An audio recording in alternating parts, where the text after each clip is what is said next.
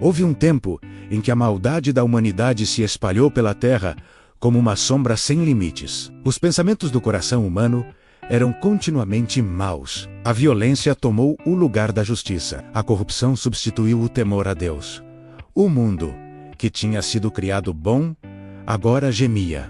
E Deus viu. Nada escapava aos seus olhos. Ele viu a dor, a injustiça, o sangue derramado, a perversão do que era santo. A criação, confiada ao cuidado do homem, estava sendo destruída pelo próprio homem. Então, algo profundo e solene aconteceu. A Escritura diz que Deus se entristeceu em seu coração. Deus decidiu que não permitiria que o mal continuasse sem limites. O julgamento viria. As águas cobririam a terra. Toda a vida seria varrida. Mas mesmo no meio da sentença, a graça encontrou um espaço. A Bíblia diz: porém Noé achou graça aos olhos do Senhor. Noé vivia numa geração perversa, mas escolheu andar com Deus.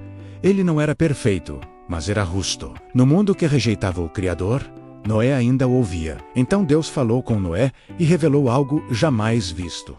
Um dilúvio viria sobre a terra. Chuvas cairiam como nunca. As fontes do grande abismo se romperiam. E Deus deu a Noé uma ordem estranha, quase absurda aos olhos humanos.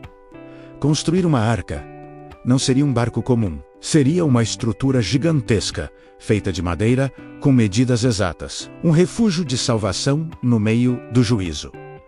Noé ouviu, Noé creu, e Noé obedeceu. Mesmo sem chuva, mesmo sem sinais visíveis, Noé começou a construir. A construção da arca levou décadas, anos de trabalho pesado, anos de zombaria, anos de perguntas sem respostas. Enquanto Noé pregava justiça com suas ações, o mundo ria. As pessoas comiam, bebiam, se casavam, ignorando completamente o aviso. A arca era um testemunho silencioso. Cada martelada era um ato de fé. Cada dia de trabalho era uma escolha pela obediência. Deus não apressou o juízo. Ele deu tempo, muito tempo, mas o coração humano permaneceu endurecido. Então, chegou o dia. Deus ordenou que Noé entrasse na arca com sua esposa, seus filhos e as esposas deles. 8 pessoas. Apenas 8. Os animais começaram a se aproximar. De 2 em 2. De forma ordenada. Criaturas grandes e pequenas. Limpas e impuras. Não foi Noé quem os reuniu. Foi o próprio Deus. E quando todos estavam dentro, algo solene aconteceu. O Senhor fechou a porta da arca por fora. A graça teve um limite. A porta se fechou.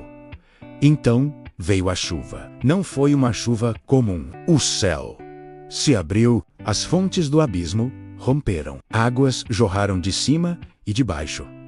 A terra tremeu. Os rios transbordaram. O nível da água subiu rapidamente.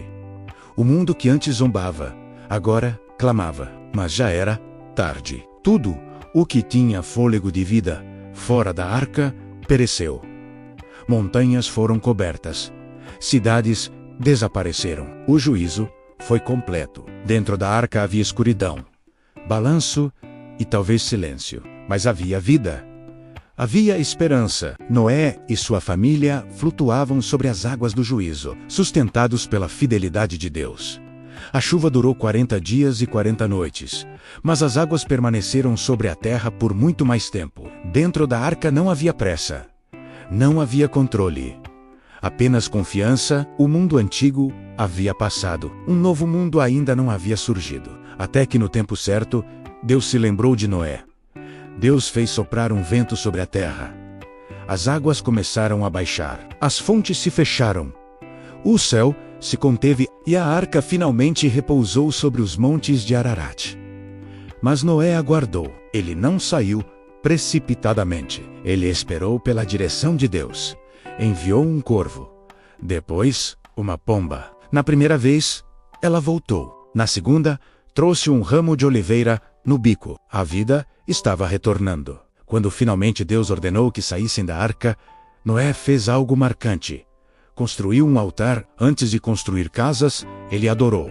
Antes de plantar, ele agradeceu. Deus sentiu o aroma agradável do sacrifício e fez uma promessa solene. nunca mais destruir toda a terra com um dilúvio. Mesmo sabendo que o coração humano continuaria inclinado ao mal, Deus escolheu a misericórdia. Então Deus estabeleceu uma aliança, não apenas com Noé, mas com toda a criação. E como sinal dessa promessa, ele colocou o arco-íris nas nuvens. Toda vez que as nuvens se fechassem e a chuva caísse, o arco lembraria a humanidade que o juízo não é o fim da história. O arco-íris se tornou um símbolo eterno de esperança, fidelidade e graça.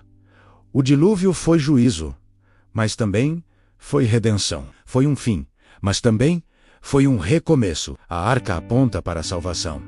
A água que destruiu também purificou. O mundo antigo morreu para que um novo pudesse nascer. Noé saiu da arca para um mundo diferente, mas com o mesmo Deus. Um Deus que julga, mas que também salva. Que corrige, mas que também promete. A história do dilúvio não é apenas sobre águas e destruição. É sobre escolhas. Sobre ouvir a voz de Deus em meio ao ruído do mundo. A arca ainda fala. Ela nos lembra que a obediência salva, que a fé sustenta e que a graça ainda encontra espaço, mesmo em tempos de juízo. E toda vez que o arco-íris aparece no céu, ele nos lembra que, mesmo após a tempestade mais intensa, Deus continua fiel às suas promessas. Porque, quando as águas baixam, a esperança permanece. Obrigado por assistir. Se esta mensagem te tocou, compartilhe este vídeo e se inscreva no canal para mais histórias como esta. Até a próxima!